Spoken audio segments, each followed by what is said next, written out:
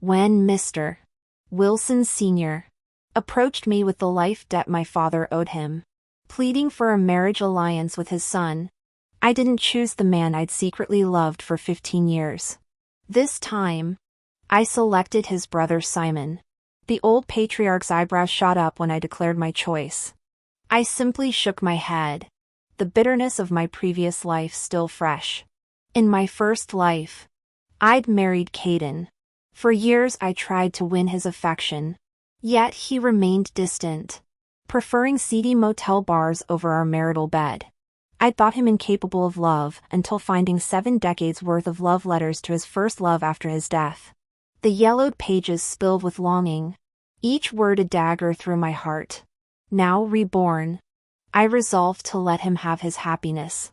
But as I walked down the aisle toward Alex, Caden blocked my path with bloodshot eyes. Why him? He demanded hoarsely. The gold band I'd never seen him wear glinting on his finger. News of the Jiang-Wilson alliance spread through New York Harbor like wildfire. Though every tabloid mistakenly assumed I'd chosen Caden. I'd just finished meeting with reporters at Café Rouge to clarify when Caden and his entourage swaggered in. Vivian, he sneered, flanked by his cronies. Are you so desperate you'd stage this media circus to trap me? Newsflash, I'd rather die than marry you. The venom in his voice made my breath hitch. His frat bro friend Tyler jeered. Relax, Cade. She was just cozying up to that gossip columnist Emily. Probably planting more fake engagement stories. Caden's gaze turned glacial. Keep your pathetic lies. The whole city knows you're obsessed with me. You'll cling to this sham engagement because nobody else would want damaged goods like you. I blinked in shock. This hostility was new, in my past life. He'd been aloof but never cruel. The coffee shop door chimed, interrupting my thoughts. Amber stood framed in sunlight, tears sparkling like dewdrops on a rose. Congratulations, she whispered, sliding off a ring engraved CNA. I shouldn't keep this, not when you're finally getting what you wanted. Her delicate fingers trembled as she pressed it into my palm. Caden lunged forward, shoving me aside to catch Amber as she crumpled. Are you hurt, Amy? He crooned, cradling her against his Armani suit. She peeked over his shoulder at me, triumph flashing in her doe eyes. Don't be angry, Vivian, she simpered, limping closer with Caden's support. We're just close. But I'd never come between you two. The entire cafe held its breath, anticipating my usual meltdown. I smoothed my Chanel skirt and smiled. Years ago, I might have thrown coffee at this act. Now I simply texted Alex, bring the prenup to Magnolia Chapel. Let's give them a real show. The crowd's disappointed murmurs faded as I strode out, leaving Caden gaping at the ring now burning a hole in his pocket, the one I'd secretly switched with a cubic zirconia replica. Caden Wilson lowered the hand that had been shielding Amber Lou. His voice was tinged with annoyance and embarrassment. At least you had the sense not to hurt Amy again. Otherwise, you'd regret it. He scooped Amber into his arms and strode out of the cafe. Pausing at the exit, Amber looped her arms around Caden's neck. Despite her saccharine tone, she threw me a smug look. Cade, taxis are scarce here. Shouldn't we give Vivian a ride? Caden halted. His tender gaze hardened when it landed on me. Vivian, are you deaf? Get moving, I'll drop you home after. I meant to refuse, but noticing the nosy patrons and my coffee-damaged phone, I acquiesced. My actions reflected the Jiang family's reputation. I couldn't afford becoming gossip fodder. In the parking lot, Caden settled Amber into the passenger seat with practiced ease and fastened her seatbelt. Their lips brushed accidentally during the process, escalating into a full kiss. I arched an eyebrow but silently took the back seat. The slam of my door startled them apart. Caden threw me a conflicted glance, one arm still shielding Amber as if expecting me to pounce. When I simply propped my chin in bored indifference, his arm dropped stiffly. The engine roared to life. Amber tapped a decal reading Amy's seat, "Keep off with fake remorse." "I thought we removed the silly sticker last week. Vivian might get the wrong idea." Her eyes gleamed with challenge through the rearview mirror. "Where this used to sting. Now it merely amused me." "Leave it," Caden barked, eyes darting to my impassive reflection. "That seat's yours. Always will be." After dropping me at my gated community, Caden unexpectedly followed me out. I turned, eyebrows raised. He thrust a brooch into my palm with disdain. "Take this and behave. You can keep the fiancé title, but stay in your lane. Don't embarrass Amy like today. Those I don't care games won't work on me." I examined the accessory, a luxury watch brand's freebie. The matching timepiece adorned Amber's wrist earlier. With a scoff, I tossed it into the trash bin before entering my house. That night, insomnia gripped me. In my previous life, Amber should have been overseas by now. Why was she still here? Had she also returned? Exhaustion finally pulled me under. Dreams replayed the past, how Caden's father secretly paid Amber to leave. How she'd framed me before departing. Caden's vengeful marriage proposal. His cycle of hope and cruelty. Morning found my parents discussing tonight's dual celebration, Alex Wilson's homecoming and our engagement. My nails bit into palms. Last timeline. Alex's private jet crashed today.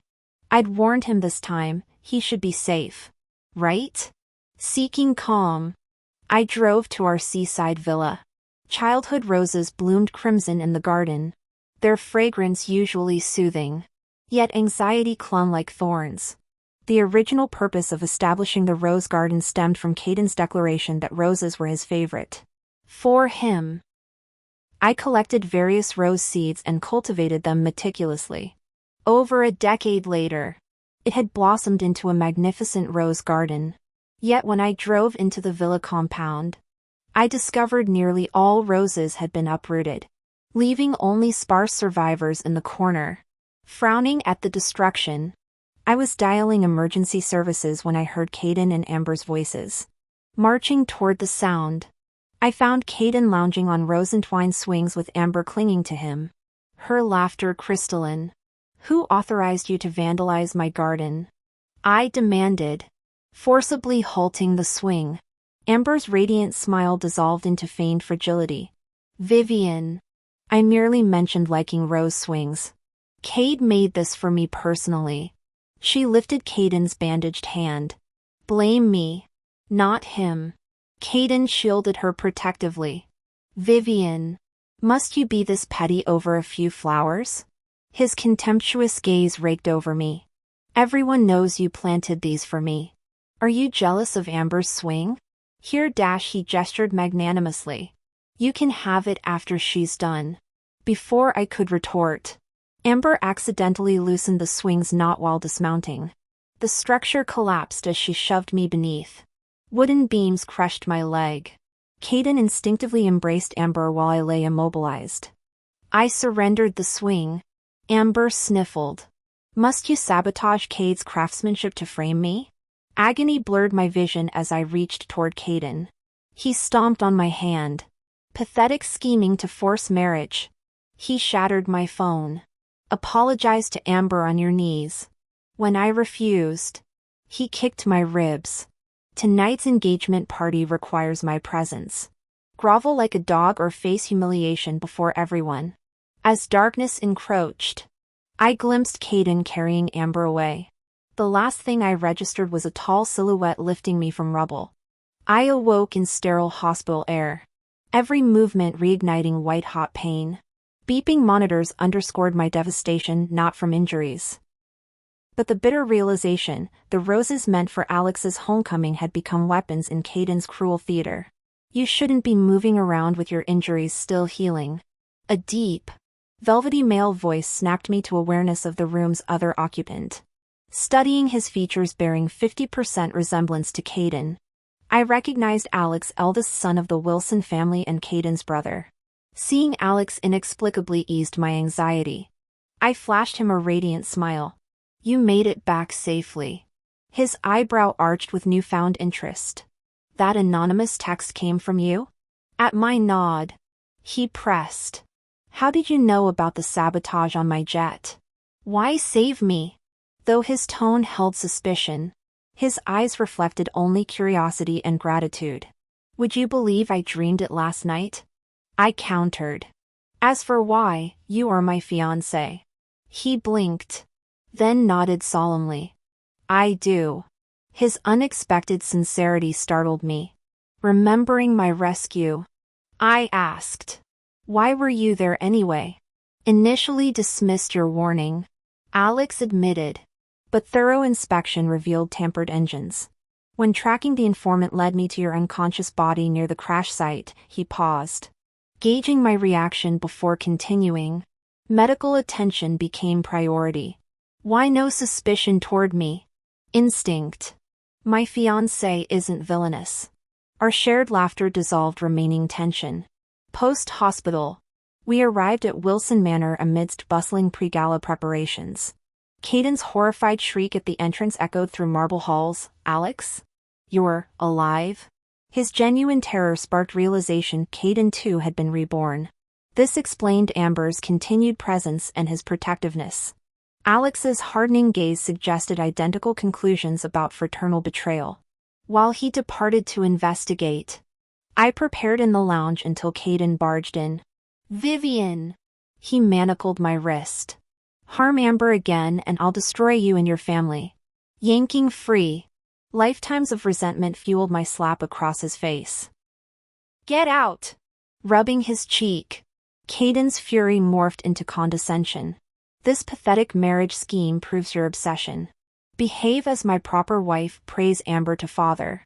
Facilitate her eventual acceptance. Do this. His magnanimous smirk widened, and I might grace your bed occasionally for heirs. As for the rest, don't even think about it. Amber will always be the only one in my heart. The Wilson family fortune will only go to mine and Amber's children. You, Caden continued. If you behave, I might let the Jiang family participate in some Wilson investments in the future. After all, I know exactly how every industry and stock will perform for decades to come. I scoffed inwardly at his delusional rant. Caden's arrogance never failed to astonish me. Did he truly believe his supposed rebirth gave him omniscience? Hadn't he heard that the only constant in this world is change? A single butterfly's wing beat could alter the course of hurricanes. Yet here he was trying to replicate some predetermined future? I couldn't wait to watch his downfall. My lips curled in contempt as Caden strutted out of the lounge after his grand proclamation. Moments later, Alex approached with documents, his tailored white suit accentuating his statuesque frame like some storybook prince. When he extended his hand, I instinctively placed mine in his palm, letting him guide me to the ballroom. Caden still wore that self-satisfied smirk until he saw us enter together. His jaw tightened, though he theatrically pulled out a chair beside him, clearly expecting me to grovel for his attention. Instead, I swept past without glancing his way. Settling in the seat Alex held out. Vivian, stop playing games to get my attention. His text vibrated moments later. Cancel this farce of an engagement now, or I'll publicly denounce you. You'll never be my fiancé. Even in name. Blocking his number, I calmly told Alex. Just spam. Taken care of. My responsibility as your fiancé includes handling nuisances, Alex said, serving me tenderloin with that steady gaze that made my pulse race. Our shared smile only fueled Caden's fury across the room. His rage peaked when Amber sneaked in disguised as staff, dragging her to his side. Caden didn't notice guests exchanging disapproving glances at his mistress' presence. The Wilson's second son had just publicly confirmed his incompetence compared to Alex. You'll pay for blocking me. Caden's new number blazed on my screen. I'm announcing my devotion to Amy tonight. I'd rather be disinherited than marry you. I blocked him again as Mr. Wilson Sr. took the podium. The engagement announcement barely concluded before Caden dragged Amber on stage. shouting about eternal love and threatening to renounce his inheritance. The crowd's murmur solidified what everyone now understood, while Alex embodied leadership. His brother remained forever the family's reckless embarrassment. His eyes burned with vengeful satisfaction. Holding Amber, who smiled contentedly in his arms, he gazed at me with smug triumph, clearly expecting to witness my anguish. Yet as I watched their theatrics on stage, my expression remained impassive. Caden's anticipated reaction never materialized, leaving him visibly bewildered. How could the woman who'd loved him for over a decade remain unmoved by his public declaration to another? The audience's reaction proved equally disappointing. Instead of tearful admiration for his epic romance, people exchanged glances of second-hand embarrassment. His performance resembled a circus clown's antics rather than some grand romantic gesture. The only genuine anger came from Mr. Wilson Sr. During the Wilson Group's critical merger negotiations with the Jiang family, his younger son's spectacle threatened both families' reputations. Comparing his competent eldest son Alex to this embarrassment, Mr. Wilson Sr. made swift decisions. Mounting the stage, he ignored Amber completely. "Welcome to the Wilson-Jiang engagement celebration," he announced. "Before proceedings begin, 2 clarifications. First, the engagement has always been between Alex and Vivian. Second, Alex remains our sole heir, since Caden prioritizes his unconventional romance over family obligations. Effective immediately, he's disinherited." Color drained from Caden's face while Amber's eyes darted between Alex and me, brimming with venomous resentment. Security promptly escorted both from the venue, though Caden's shocked protests echoed through the hall. His delusions of guaranteed inheritance since childhood had blinded him to reality that Alex's business acumen and my family's influence made us the obvious power couple. As the gala continued uninterrupted, well-wishers surrounded Alex and me with congratulatory toasts. Through the ballroom windows, I glimpsed Caden's enraged crimson face pressed against the glass. His warped mind couldn't comprehend that after his countless betrayals, I'd moved beyond being his perpetual backup plan. In subsequent months, the Wilson-Jiang alliance flourished. While Alex spearheaded corporate mergers, I monitored Caden's movements. When anonymous bids surfaced for that worthless mountain property, I smiled, my trap sprung. Driving up auction prices, I let him over-leverage himself, acquiring what he believed would become downtown's future crown jewel. 3 weeks later, archaeological teams swarmed the site after my tip about ancient royal tombs. Caden's gold mine became a historical preservation zone, his investments frozen indefinitely. As authorities commended the anonymous preservation advocate, bankruptcy notices arrived at his shabby apartment. At our penthouse balcony overlooking the city skyline, Alex handed me a champagne flute. "To foresight," he toasted. I clinked glasses, watching emergency vehicles swarm Caden's latest failed venture downtown. Some lessons, it seemed, required multiple lifetimes to learn. No matter what decision I made, it felt like being stuck between a rock and a hard place. This time, taking advantage of the undeveloped wilderness, I directly leaked information about ancient tombs buried beneath the mountains, considering it my good deed for society. When the archaeological team publicized the discovery, Caden immediately went bankrupt. His eyes bloodshot, he glared helplessly at the National Archaeological Team now stationed across the mountain. Until their work concluded, his development plans remained frozen. As news spread, investors abandoned surrounding projects overnight. Caden not only lost his entire fortune but ended up owing the bank millions. After defaulting, his credit was blacklisted, reducing him to a deadbeat ban from flights and high-speed trains. The first to abandon him was Amber. She drained his last remaining funds before playing the victim to manipulate Alex for sympathy. But Alex wasn't his brother. He saw through her act instantly and shipped her straight back to Caden. Finally, Caden realized the viper he'd loved across 2 lifetimes.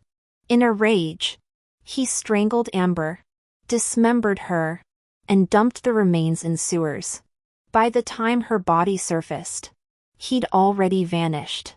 I always sensed he'd return, so I alerted the police and waited. The moment he reappeared, they arrested him. Eyes wild. He begged forgiveness. I was blind. I chose wrong. Give me another chance. It's you I truly love.